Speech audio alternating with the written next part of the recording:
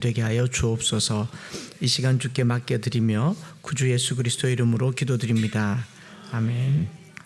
할렐루야. 광고 드린 것처럼 이번 금요일부터 여러 강사 목사님들과 함께 이제 낮은 곳으로 임하신 주님을 묵상하게 됩니다. 사순절이라고 해서 이제 절식, 미디어 금식, 고기 금식 또는 풀로 금식하시는 분들도 있고 있는데, 제가 이렇게 생각해 보니까 금식, 예수님은 우리를 위해서 죽으셨는데 금식하고 절제하고 절식하는 건 누구에게 좋은 건가요? 다 나한테 좋은 거더라고요. 이게 맞나 싶은 생각이 들었어요. 물론 고난에 참여한다라는 의미로는 괜찮은데 조금 더 나아가 봐야겠다 싶어서 성경을 찾아보니까 이사야 58장 6절부터 7절에 내가 기뻐하는 금식은 흉악의 결박을 풀어주며 멍에의 줄을 끌어주며 압제당하는 자를 자유하게 하며 모든 멍에를 꺾는 것이 아니겠느냐. 또 줄인 자에게 내 양식을 나누어 주며 유리하는 빈민을 집에 들이며 헐벗은 자를 보면 입히며 또 내 골육을 피하여 스스로 숨지 아니하는 것이 아니겠느냐. 기뻐하는 금식이죠. 돈 빌려달라고 하는 사촌이나 가족들이 오면 전화 안 받고 그러지 마시고 이제 보이스피싱 아니면 받아야 되는 거잖아요. 그게 금식이라고 얘기합니다. 사순절 기간에 금식할 때 한 끼씩 금식하는 분들도 있고 뭐를 좀 줄이는 분들도 있는데, 제가 생각해 보니까 금식하는 만큼 드는 밥값을 흘려보내는 게 진짜 금식이겠다 싶었어요. 그냥 무작이라도 좋고 지상철에서 버스에서 지하철에서 지인에게든지 그걸 흘려보내는데, 하루 한 끼 금식하면 한 10,000원 정도 되지 않겠습니까? 집에서 먹으면 한 3분의 1 정도도 안 되겠지만 그냥 일반적으로 한 끼 식사 그러면 10,000원 정도인데 40일 동안 한 끼 금식하면 얼마예요? 적지 않더라고요. 그래서 내가 적어도 이 정도는 누군가를 위해서 선을 베풀어야겠다. 저한테 하란 말 아니고 교회에 하란 말이 아니고 여러분 주위에 이 사순절 기간 동안에 누군가는 그리스도의 사랑이 흘러가는 통로가 되면 좋겠다, 이런 생각을 해봅니다. 또 미디어 금식을 하게 되면 폰도 퍼놓고 뭐 하겠어요. 여러분 실제로 금식하면 하루가 아주 길거든요. 시간이 안 가요. 하루가 이렇게 긴지 모릅니다. 폰 안 만지면요, 하루 폰 없이 하루를 살아보세요. 하루가 얼마나 길겠어요.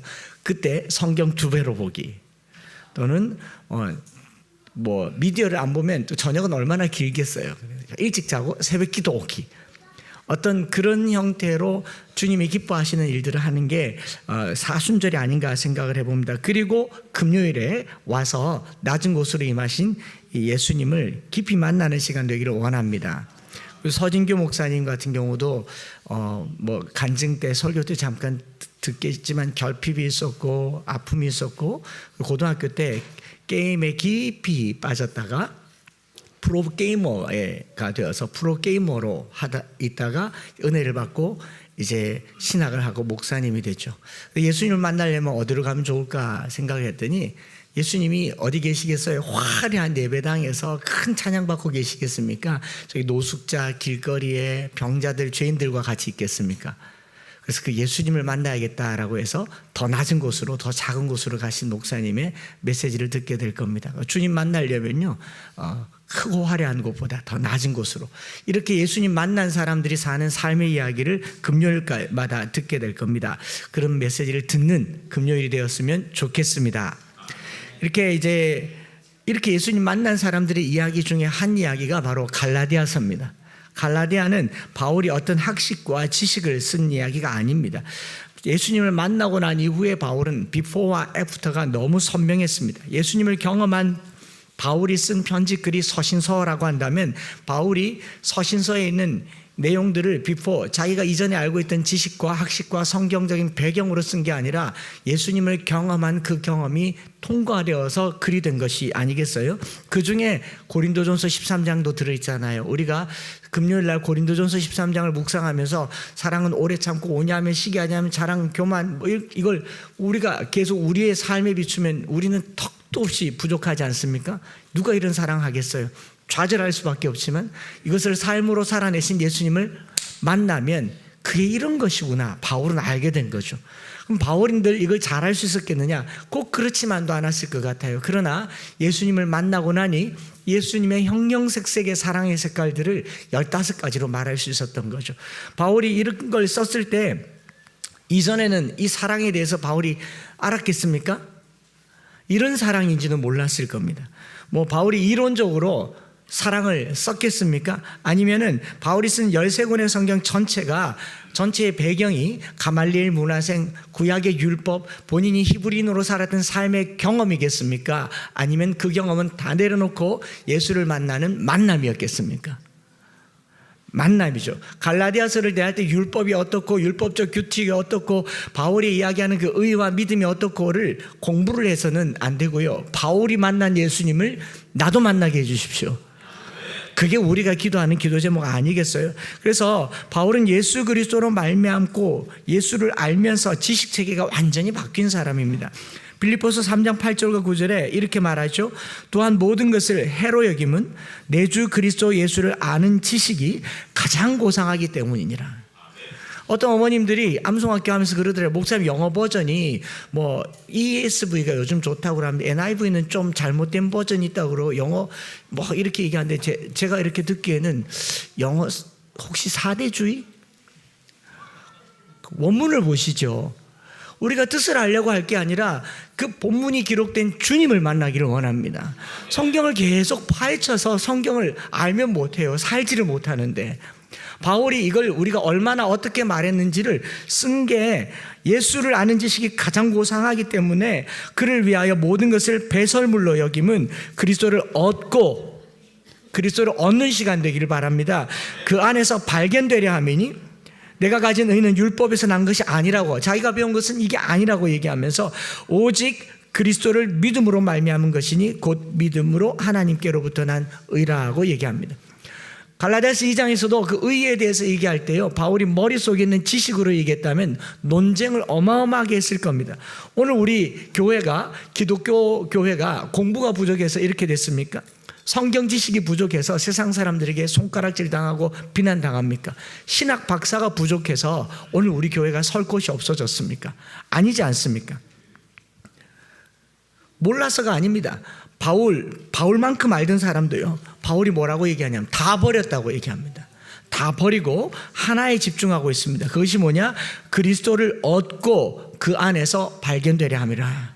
이게 신앙생활의 본질입니다. 성경 66권을 달달달, 우리가 암송하니까 성경을 많이 안다, 다 암송한다, 전혀 의미가 없어요. 많은 구절들을 암송하지만 그 중에 단 한 구절이라도 거기서 주님을 만나면요, 그게 전부입니다. 신구약 성경 31,102절인데 우리가 이걸 다 암송을 해도 예수님 못 만나면 끝이잖아요. 그러나 단 한 절, 마틴 루터가 한 절에서 종교개혁을 일으켰고요, 저 탕자였던 어거스틴이 단 한 절에서 성자가 되었어요. 오늘 우리가 성경을 알고자 하는 것은 성경에서 주님을 만나기 위함입니다. 바울이 그 주님을 만났다라는 것이죠.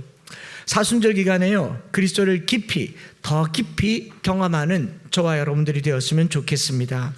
누구에게든지요, 내가 만난 하나님을 전할 수 있어야 돼요. 내가 만난 예수님을 전할 수 있을 때 이 사모함과 열정으로 이 사순절이 가득 채워질 것이라 믿습니다.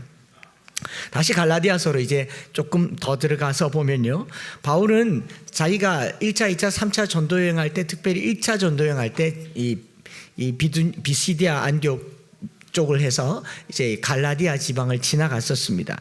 그래서 자기가 사역 초기에 복음을 전했으니까 얼마나 애착이 있고 관심도 있었겠습니까? 그런데 거기서 들려오는 소식이 자기를 굉장히 불편하게 하는 내용이었어요.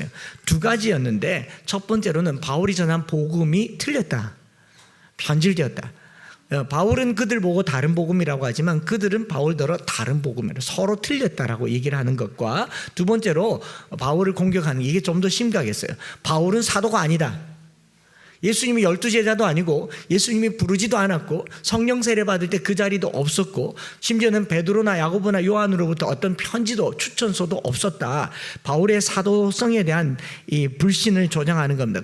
그러니까 바울이 틀렸으니 그가 하는 말도 틀렸다라고 얘기를 하는 거죠. 이게 바울이 이 이야기를 들었을 때 기분이 어떻겠습니까? 썩 좋지 않죠. 자기가 복음을 전했는데 아주 불편했습니다. 이 두 가지를 해결하기 위해서 기록된 글이 갈라디아서입니다. 그래서 곳곳에 바울의 사도성에 대한 자기의 목회자됨, 사도됨에 대한 정당성을 얘기하고 있는 것과 다른 복음, 그리스도를 믿는 믿음 외에 율법의 행위를 추가한 것에 대해서 그건 아니라고 말하는 거죠. 다른 복음이다라고 할 때 여러분 뭐가 달라졌을까를 두고 본다면 본질을 흔들진 않아요. 뭐가 달라졌다라는 말은 추가했거나 축소했거나, 그렇죠? 추가했거나 축소했거나 아예 다른 내용이겠지만 아예 다른 것은 다른 복음이라고 얘기하지 않고 사입이라고 얘기합니다. 우리 이단은 다르리 어디가 다르다고요? 끝이다. 앞에 여러분 이단들 설교 들어보세요. 은혜로워요. 오늘 들어보십시오. 은혜롭습니다. 근데 계속 가다 보면 그 끝이 벼랑이라는 거예요. 그러니까 이단을 어떻게 구별하는가? 처음 들어봤을 땐 당연히 괜찮죠.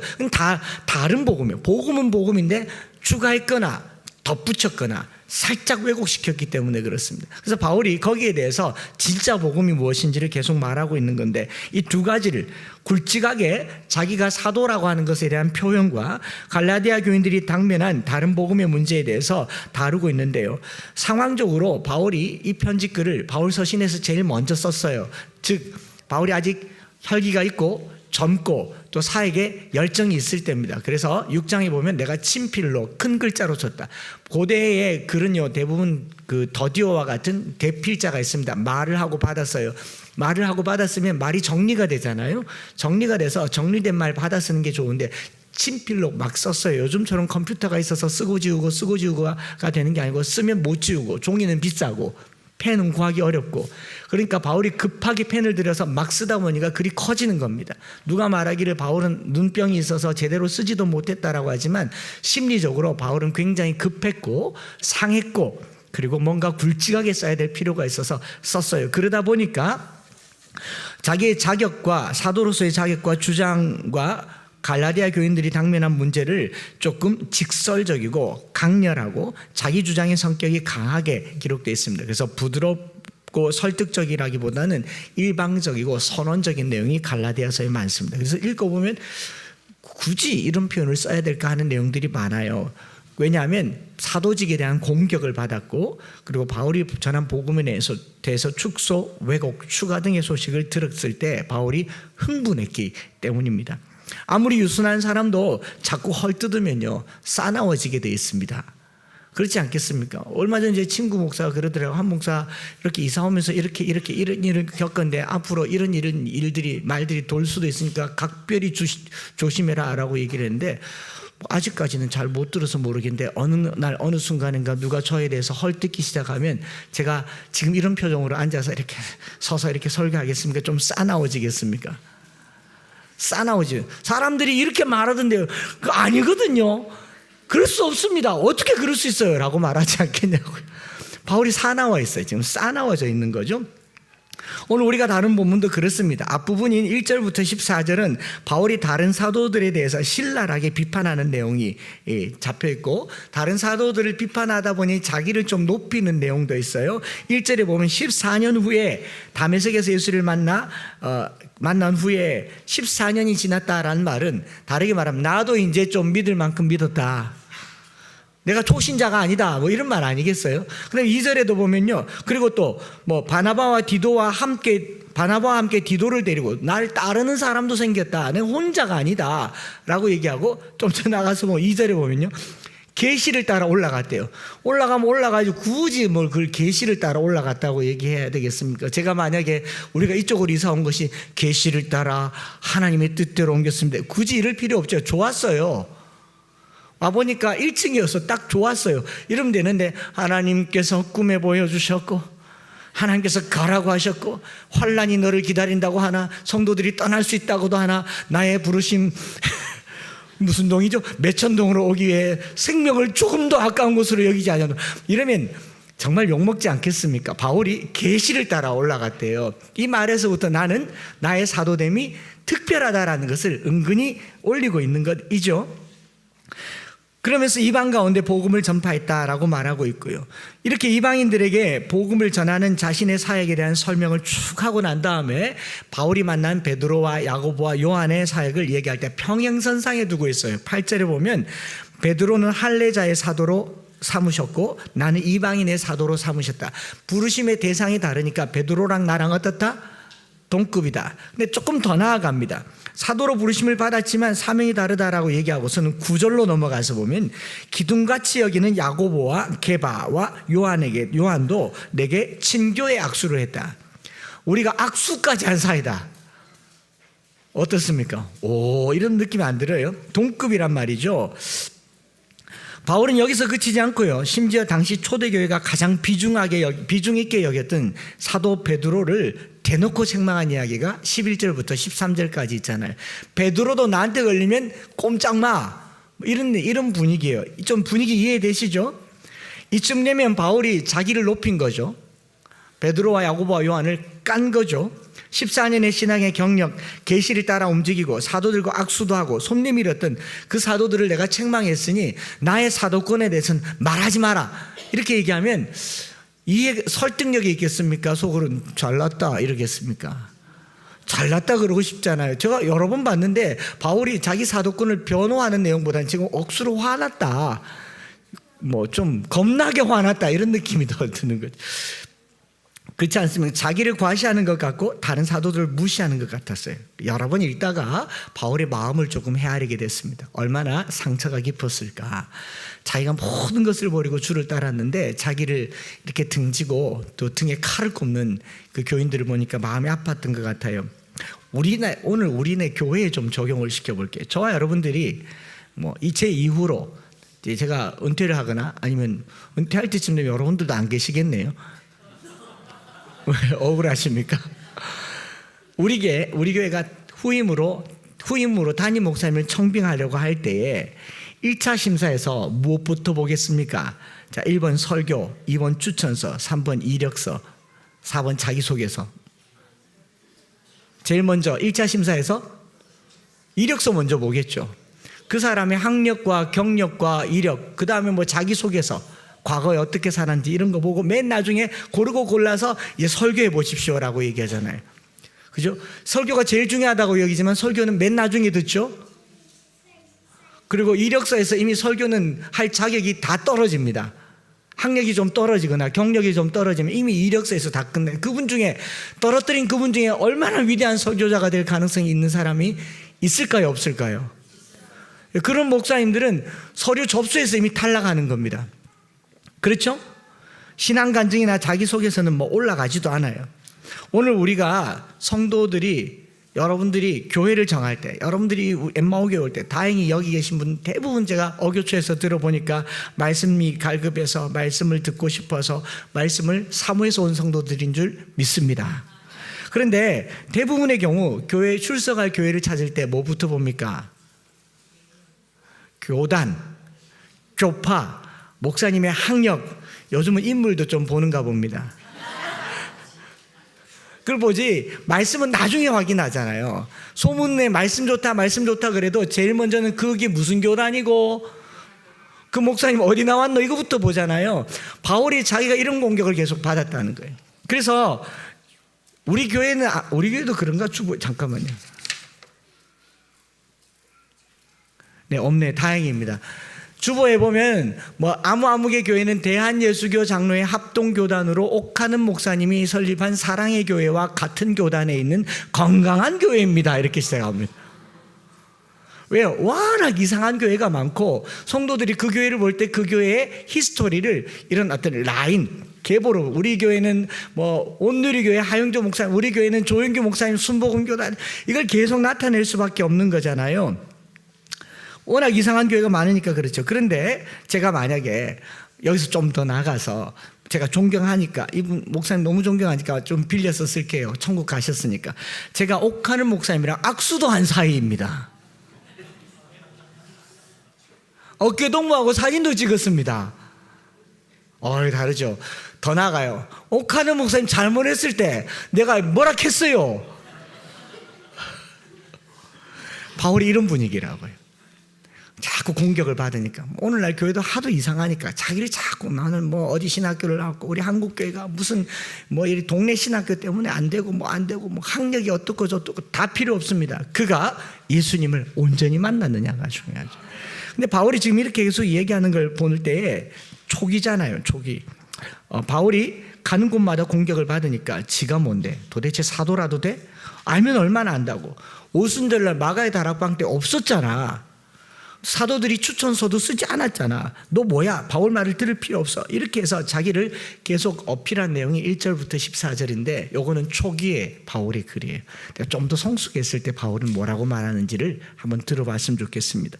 고린도전서 15장 5절부터 10절에 게바에게 부활하신 주님께서 게바에게 보이시고 후에 12제자와 그 후 500여 형제에게 일시에 보이셨나니 그 중에 대다수는 살아있고 어떤 사람은 잠들었으며 그 후에 야고보에게도 보이셨으며 그 후에 모든 사도에게와 맨 나중에 만삭되지 못하여 난 자 같은 내게도 보이셨느니라.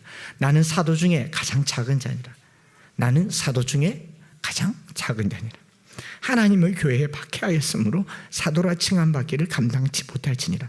그러나 내가 나 된 것은 하나님의 은혜로 된 것이니 내게 주신 그의 은혜가 헛되지 아니하여 내가 모든 사도보다 더 많이 수고하였으나 내가 한 것이 아니요 오직 나와 함께 하신 하나님의 은혜로다. 이게 사도 바울의 비포와 애프터입니다. 여러분 갈라디아서를 보면서 바울의 애프터를 볼 수 있으면 좋겠어요. 오늘 내 안에 뭔가 펄펄 끓는 자기 의가 있으면요, 내가 주님을 통과해서 이렇게 고백할 때까지 나의 나 된 것은 오로지 주의 은혜로 된 것이다. 사도 중에 가장 작은 자다. 갈라디아에서는 베드로를 내가 뭐라 했다니까 이렇게 얘기하더니 나중에 고린도서 나야말로 가장 죄인 중에 괴수다라고 말하잖아요. 저도 이렇게 생각해 보면요, 고린도전서 13장에 장성한 사람이 되어서는 어린아이를 버려놓으라 라고 얘기했잖아요. 한 40대 때, 30대 후반 40대 때 목회할 때요, 여러분 자신 있었어요. 말빨 좋죠. 뭐 말씀 좋죠. 우리 교인들이 아멘 안 해주시네. 인물 좋죠. 키도 180cm 조금 안 되죠. 누가 실물로 보고는 많이 안 되네요 그러더라고요. 뭘 하는데 그렇게 자신 있었어요. 젊은 목사님들이나 동기 목사님들이나 누가 오면요, 엠마오교는 이런 교회입니다라고 정말 자랑했었는데요, 여기 이사 오면서 시즌2 시작하면서 시즌1까지의 제 모습을 보니 딱 바울 같더라고요. 제가 그런 사람이었습니다. 잘나서 자기를 한껏 드러내는 사람이었습니다. 여기 오면서 느낀 건요, 내가 하면 아무것도 안 되고 하나님이 하셔야 된다는 것을 알았어요. 하나님이 하시는 게 목회라는 걸 알았어요. 우리의 삶 속에서도요, 비포와 애프터가 있었으면 좋겠습니다. 펄펄 혈기가 있던 저 자신도 이제 뭐 곧 더 죽겠죠. 집사람한테도 죽는데 더 죽어지겠죠. 사도 바울처럼 맨 나중에 난 자보다 더 낮은 자, 만삭되지 못하여 난 자 같은 내게도 주님이 은혜를 베푸셨다. 이것을 고백하는 저와 여러분들 되시기를 축복합니다. 이게 바울의 비포와 애프터라고 그렇게 묵상을 해봤어요. 그렇게 한 다음에 14절부터 21절에 복음의 진리에 대해서 굵직하게 전하고 있습니다. 사람이 의롭게 되는 것, 하나님으로부터 의롭다함을 얻는 것이 율법의 행위가 아니라 그리스도를 믿는 믿음이라고 말하면서요, 바울의 율법의 행위는 주로 할례와 관계된 것을 얘기를 해요. 2장, 3장, 4장, 5장까지 율법의 행위를 통칭해서 할례와 관계된 것이라고 얘기를 하는데, 갈라디아서 전체에 다루고 있는 부분인데요. 그리고 5장에 가서 할례를 받는 각 사람에게 내가 다시 증언하노니 너희가 율법 안에서 의롭다함을 얻으려 한 너희는 그리스도에서 끊어지고 은혜에서 떨어진 자도. 아주 강력하게 얘기해요. 할례 다 필요 없다. 스스로 베어버리기를 원하노라. 이렇게까지 강력하게 얘기를 하지만 조금 더 들여다보면요, 의롭게 되는 것이 갈라디아서 2장 16절에 사람이 의롭게 되는 것은 율법의 행위로 말미암음이 아니요 오직 예수 그리스도를 믿음으로 말미암은 줄 알므로 우리도 그리스도 예수를 믿나니 이는 우리가 율법의 행위로서가 아니고 그리스도를 믿음으로써 의롭다함을 얻으려 함이라. 율법의 행위로서는 의롭다함을 얻을 육체가 없느니라. 율법의 행위로 의롭다함을 얻을 육체가 없다라는 것을 바울이 얘기하는데 마치 신선한 얘기처럼 우리는 받아들이지만 사실 아니에요. 바울이 율법의 행위로가 아니라 믿음으로 구원 얻는다라는 이 말은 바로 앞절에 베드로 이야기도 나오고 야고보 얘기도 나왔지만 예루살렘 공회에서 이미 결정한 내용입니다. 바울의 이야기도 아니고 그 당시 공동체들이 다 율법의 행위로가 아니라 은혜로 구원받는다는 것을 얘기를 했어요.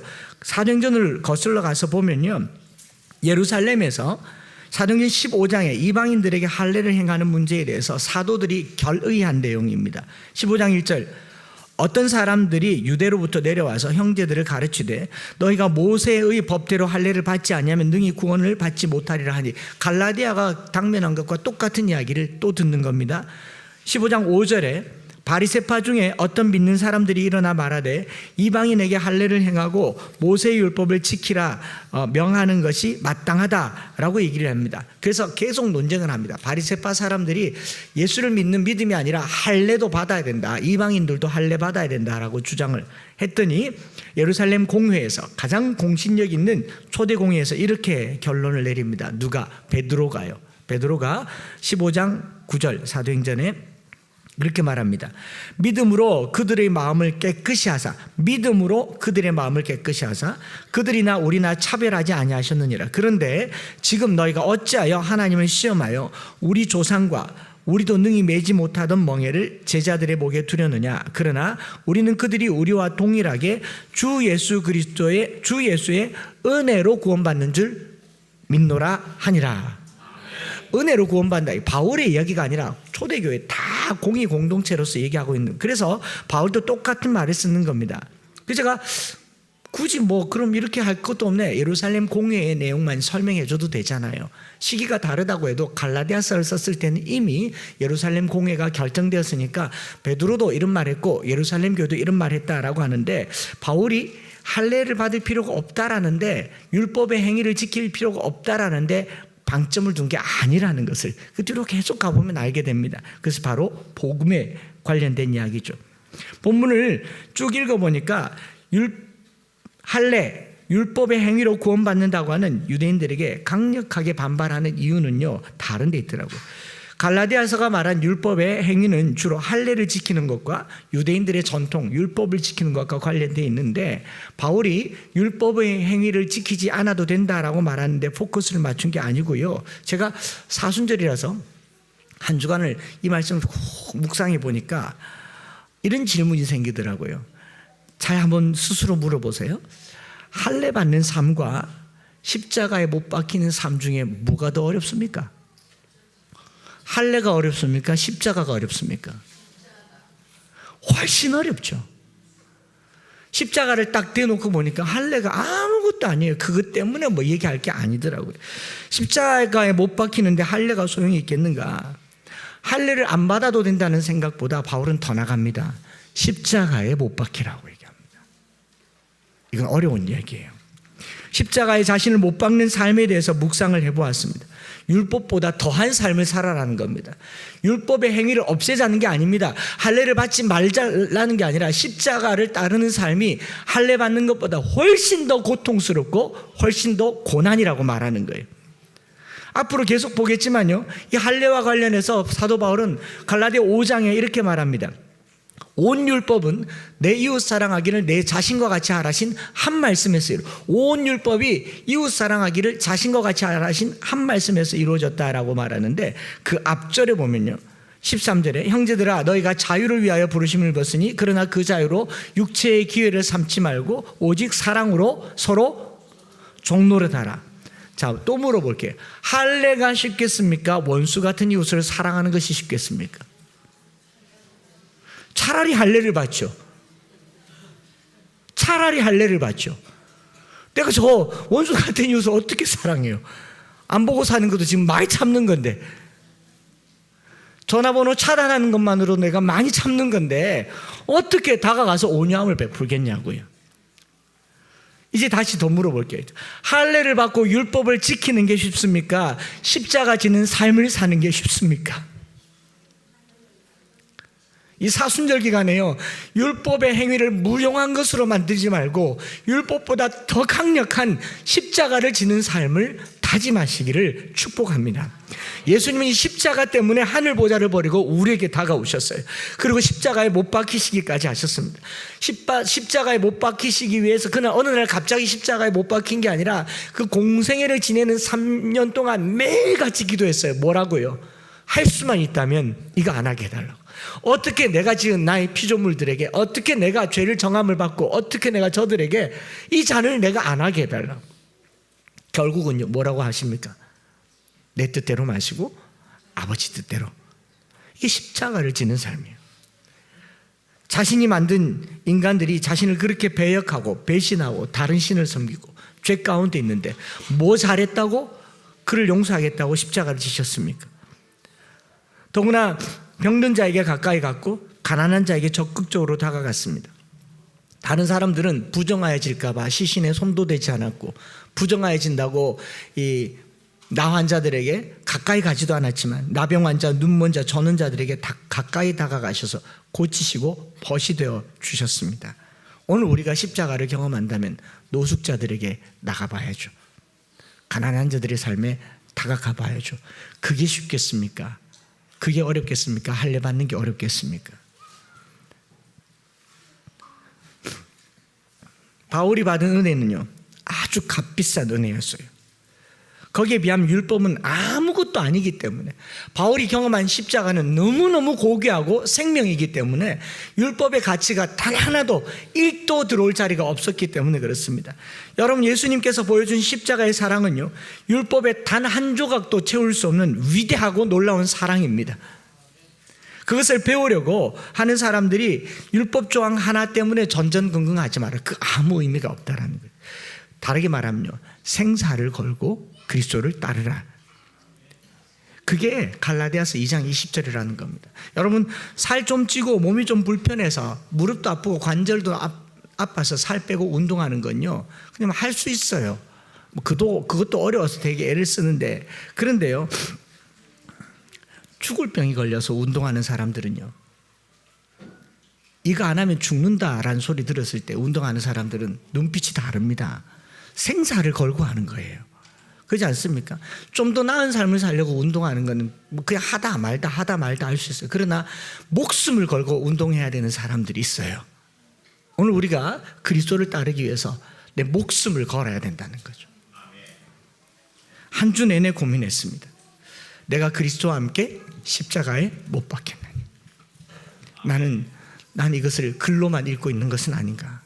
나는 정말 그리스도와 함께 죽었는가? 아직도 1절부터 13절에 나와 있는 사도 바울처럼 펄펄 끓어서 날뛰고 있는 것은 아닌가? 그래서 사도 바울이 말하기를요, 십자가를 진다는 게 당신에게 어떤 의미가 있는가 물어봅니다. 한 주간 계속 물어보세요. 십자가를 진다는 게 어떤 의미인가? 그냥 조금 손해보고 조금 고난당하고 그런 의미가 아닌 것 같습니다. 빌립보서 1장 29절에 바울은 이렇게 말하죠. 그리스도를 위하여 너희에게 은혜를 주신 것은 다만 그를 믿을 뿐 아니라 또한 그를 위하여 고난도 받게 하려 하심이니라. 이것이 복음과 함께 고난받는 삶의 메시지입니다. 십자가는요, 우리로 하여금 이 땅에 편안하고 안락한 삶으로 초대하지 않습니다. 더 많은 손해와 더 많은 갈등과 더 많은 아픔을 내 몸에 다 지는 것을 말합니다. 그래서 갈라디아서 2장 20절을 같이 한번 암송해 봤으면 좋겠습니다. 천천히 시작. 내가 그리스도와 함께 십자가에 못 박혔나니 그런즉 이제는 내가 사는 것이 아니요 오직 내 안에 그리스도께서 사시는 것이라. 이제 내가 육체 가운데 사는 것은 나를 사랑하사 나를 위하여 자기 자신을 버리신 하나님의 아들을 믿는 믿음 안에서 사는 것이라. 이 믿음이라고 하는 게 바로 은혜로 주어졌다고 바울은 말하죠. 내가 믿는 거 아니에요. 에베소서 2장 8절에 너희가 그 은혜를 인하여 믿음으로 말미암아 구원을 받았나니 이것은 너희에게서 난 것이 아니요 하나님의 선물이라. 이 믿음조차도 내가 하는 게 아니더라고요. 그러니까 바울은 사람이 뭔가를 열심히 해서 할례를 받고 율법의 행위를 지키는 것이 아니라 하나님의 그 은혜를 경험한 거예요. 바울이 다메섹 도상에서 예수님 만나려고 주님 옷이 없어서 제가 다메섹으로 가니까 담에서 가니까 와달라고 그렇게 해서 만났습니까? 아니요, 전혀 다른 방향으로 갔는데 느닷없이 주님이 찾아오셨잖아요. 처음에는 불편했어요. 네가 박해하는 예수라. 왜 나를 박해하느냐. 너무너무 속상했어요. 그런데 예수님을 딱 만나고 나니까 내게 와준 예수님이 너무 고맙잖아요. 나를 만나주신 예수님이 너무 감사하잖아요. 그 감사를 바울이 믿음이라고 얘기해요. 내가 노력해서 믿는 거 아닙니다. 믿음을 키우게 해달라고 키워지는 게 아닙니다. 은혜로 말미암아 믿음으로 구원을 얻었다. 선물이다. 그래서 우리가 은혜를 누리려면요, 이렇게 생각해 보았어요. 말씀 마무리할 텐데, 값싸게 받은 것과요, 값없이 받은 것은 개념이 다릅니다. 여러분, 싸게 샀다 하는 거하고 거저 받았다라고 하는 건 어떻습니까? 싸게 샀다라는 건 거기 내 의가 조금 들어있는 거예요. 할리는 그런 겁니다. 십자가는요, 거저 받은 겁니다. 우리가 율법 행위를 좀 지킴으로 구원받는다. 주일날 교회 가고 11조하고 봉사하고 출석함으로 구원받는다는 것은 싸게 사는 겁니다. 구원을.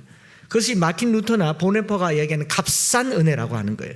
값싼 은혜는요, 내가 뭔가를 하나를 더함으로 그것이 내게 은혜가 된다라고 생각하는 싸구려 은혜예요. 진짜 은혜는요. 왜 값이 없느냐 하면 너무 비싸기 때문에, 값을 매길 수가 없기 때문에 값없이 받았다라고 얘기하는 거예요.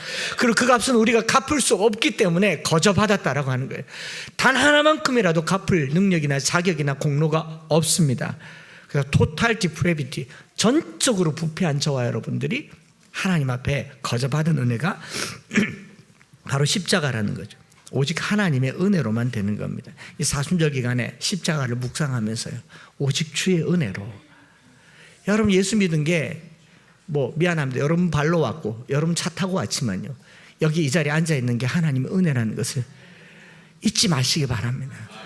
단 한 걸음도 못 옮겨올 거예요. 주님이 그렇게 해주시지 않았다면. 십자가를 진다는 거예요. 율법도 못 지키는데 십자가를 어떻게 지겠습니까? 근데 하나님이 하게 하시면 그것이 가능할 거라 믿습니다. 말씀 마치면서요, 가끔 목사님들이나 아니면 심지어 성도들이 목회가 어렵지 않습니까? 라고 말한다면 그건 자기가 해서 그럴 거예요. 목회는요, 영광스러운 일입니다. 왜냐하면 은혜로 하기 때문에. 다시 하라고 해도요, 할만해요. 누가 저보고 바쁘죠? 피곤하죠? 아니요, 너무 좋아요. 하나님이 쓰시니까 너무 좋아요. 하나님 안 쓰면요, 배나 두룩두룩 끼우고 성도들이랑 밥 먹으러 다니고 놀러 다니겠죠. 맨날 예배 드립니까? 신방도 예배 잠깐이고 밥이 다잖아요. 제발 좀 먹이지 좀 마세요. 오늘 예배 드렸으니 우리 금식합시다. 밥값 들고 노숙자에게 갑시다. 할렐루야. 그랬으면 좋겠어요. 그럴 게 아니라 그거 할 시간도 없이 왔다 갔다 하지만 복음을 위해서 사는 거예요. 이거 괜찮아요. 전혀 고생이라고 여겨지지 않았어요.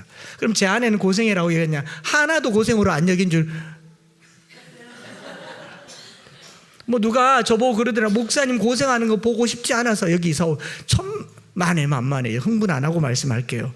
저는 영광스럽습니다. 영광을 받기 위해 고난도 함께 받아야 할지니라. 현재의 고난은 장차 우리에게 나타날 영광과 비교할 수 없도다. 그렇기 때문에요, 하나님의 특별한 은혜를 누리길 원하면요, 이제 기도하세요. 하나님 은혜를 더해달라고. 그 은혜를 인하여 믿음으로 구원을 얻었으니 우리가 필요할 것은요, 은혜를 주세요. 은혜를 주세요. 그래서 금요일마다 주여 주여 하는 겁니다. 저요가 아니에요. 누가 잘 못 알아들을까 봐 주여라고 부르짖는 건요, 우리에게 은혜를 더해 주십시오. 우리 긍휼히 여겨 주십시오. 우리가 살아가는 것이 그 은혜라는 것을 잊지 말게 해 주십시오. 이 한 주간 동안 복음과 함께 고난받는 삶이 어떤 것인지, 율법의 행위로가 아니라 십자가를 지는 삶을 살게 해달라고, 십자가를 따라 사는 삶을 살게 해달라고 우리 찬양을 드리면서요, 나를 지으신 이가 하나님이시죠. 나를 부르신 이도 하나님이십니다. 여러분 부모님 뱃속에서 제 발로 났습니까?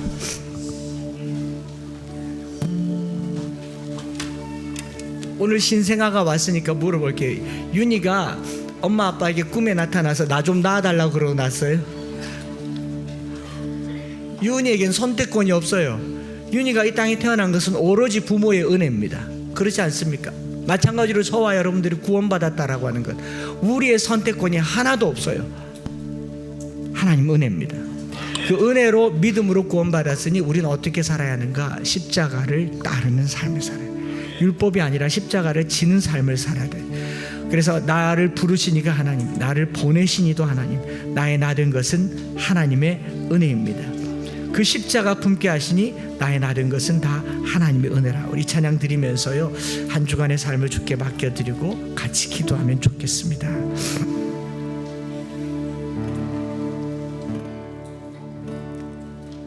나를 지으신 이가 하나님, 나를 부르신 이가 하나님, 나를 보내신 이도 하나님, 나의 나 된 것은 다 하나님 은혜라. 우리 다시 한번 나를 지으신 이가 하나님, 나를 부르신 이도 하나님, 나를 보내신 이도 하나님, 나의 나 된 것은 다 하나님 은혜라. 나의 달려갈 길, 나의 달려갈 길 다가도록, 나의 마지막 꿈 다하도록, 나로 그 십자가 품게 하시니, 나의 나 된 것은 다 하나님 은혜라. 한량없는 은혜, 갚을 길 없는 은혜, 내 삶을 애워 사는 하나님의 은혜.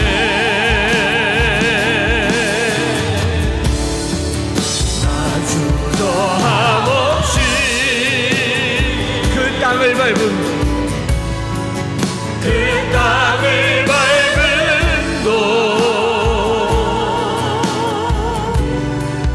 나를 붙드신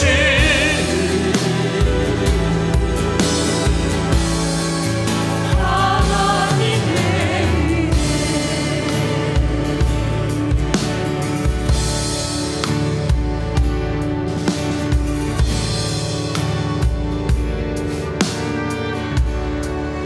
오늘 우리 그 은혜를 생각하면서 말씀을 한번 다시 새겨보셨으면 좋겠습니다. 은혜를 따르는 삶, 십자가를 따르는 삶이라고 하는 게 율법과 비교가 되겠습니까? 단 하나도 우리의 공로가 아니라 주님의 은혜가 우리 가운데 있다는 것을 기억하면서요, 이 한 주간 달려갈 길 다가도록 고백하십시다. 나의 달려갈 길 다가도록,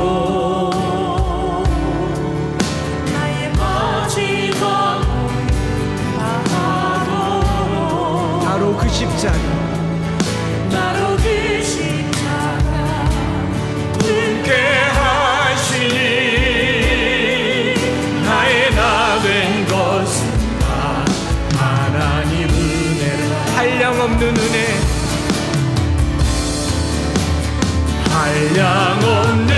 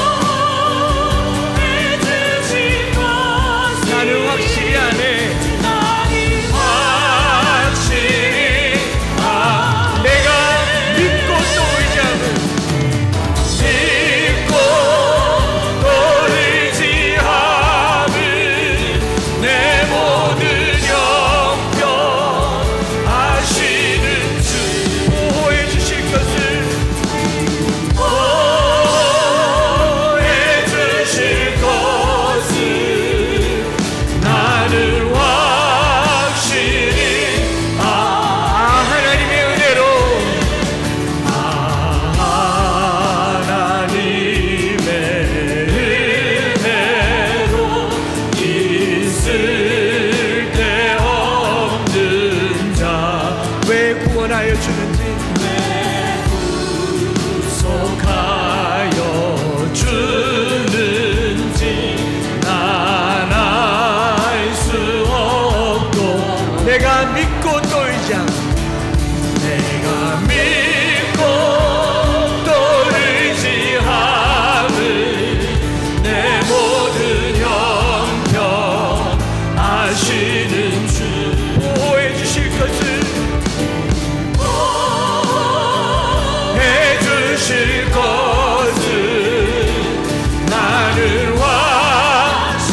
두 손 높이 들고, 내가 믿고 또 의지함을, 내가 믿고 또 의지함을 내 모든 형편 아시는 주님, 보호해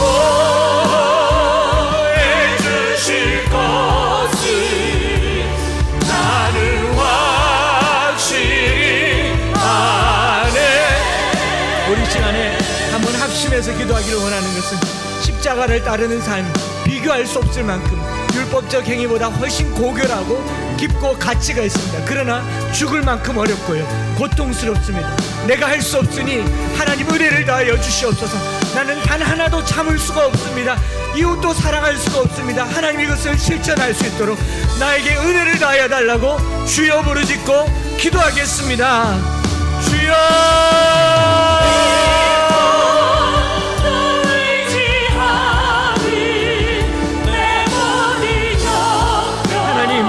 우리가 은혜로 말미암아 구원을 얻지만 십자가를 따르는 삶조차도 내가 살 수 없고 거기 죽어야 하며 십자가 앞에 내 삶을 내려놓고자 했고요. 하나님 은혜를 다하여 주시옵소서. 은혜를 다하여 주시옵소서. 하나님 주님만 의지합니다. 우리에게 은혜를 다하여 주셔서 믿음에 이르게 하시고 그 은혜로 인하여 믿음으로 구원을 얻었나니 하나님의 선물을 다하여 주시옵소서. 사순절 기간에 십자가를 따르기를 원합니다. 십자가를 묵상하기를 원합니다. 십자가의 삶을 살기를 원합니다. 더 낮은 곳으로, 더 가난한 곳으로 내려가게 하여 주시옵소서. 하나님 아버지, 율법의 행위를 지키지 말자가 아니라 십자가를 따르는 삶이 얼마나 고결하고 그걸로 충분하다 못해 넘친다는 것을 바울이 경험했던 것처럼 우리도 경험하게 하여 주옵소서. 십자가를 묵상하고 난 후에야 신앙생활이 제대로 되는 것을 보게 하여 주옵소서. 그냥 시간을 지키고 예배를 지키고 주님 주신 규칙을 지키려고 교회 다니는 것이 아니라 십자가를 경험하고 나니 없던 규칙도 만들어서 저 원수 같은 이웃도 사랑하게 하여 주시고 가난한 자들의 벗이 되게 하여 주시고 주님이 살았던 삶을 내 삶에 어떻게 하면 실천이 되게 할까 고민하게 하여 주시옵소서. 사람의 힘으로 능으로 되지 않아서 주여 은혜를 구합니다. 은혜를 다하여 주시옵소서. 은혜로 감당하게 하여 주시옵소서. 나의 육체의 정욕과 안목의 정욕과 이생의 자랑으로는 단 하나도 실천할 수가 없습니다. 주여 우리에게 은혜를 다하여 주시옵소서. 매일매일 기도하며 주님 앞에 엎드려오니 하늘의 은혜로 이 하루를 한 주를 살게 하여 주시옵소서. 주님의 물을 구별하여서 드립니다. 우리가 물질 가지고 살지만 하나님의 은혜로 산다는 것을 신앙으로 고백합니다. 하나님 우리에게 조금 더 물질이 있으면 조금 더 나은 삶을 살겠지만 주님께 드림으로 그 빈자리를 주님으로 가득 채우는 사랑하는 성도들의 삶에 성령으로 충만하게 하여 주시옵소서. 우리의 형편을 아시는 주님, 주님 우리를 돌보아 주시고 인도하여 주시고 함께하여 주시옵소서. 구주 예수 그리스도의 크신 은혜와 아버지 하나님의 변함없으신 사랑하심과 성령 하나님 위로 교통 충만 역사하심이 주님 은혜를 간절히 구하며 한량없는 그 은혜로 살고 그 은혜로 말미암아 십자가를 지는 십자가 안에 죽는 삶을 살기를 소망하는 사랑하는 모든 성도들 위해 이제로부터 영원토록 함께 있을지어다. 아멘.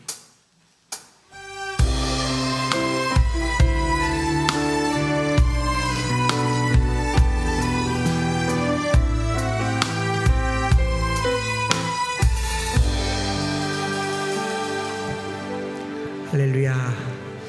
앞뒤장으로 인사하십시다. 잘 오셨습니다. 네, 식사하시고 교제하시면서 이렇게 돌아가시면 되겠습니다. 오후에 뵙겠습니다. 십자가를 참으시 어린 양 예수 내 죄 씻어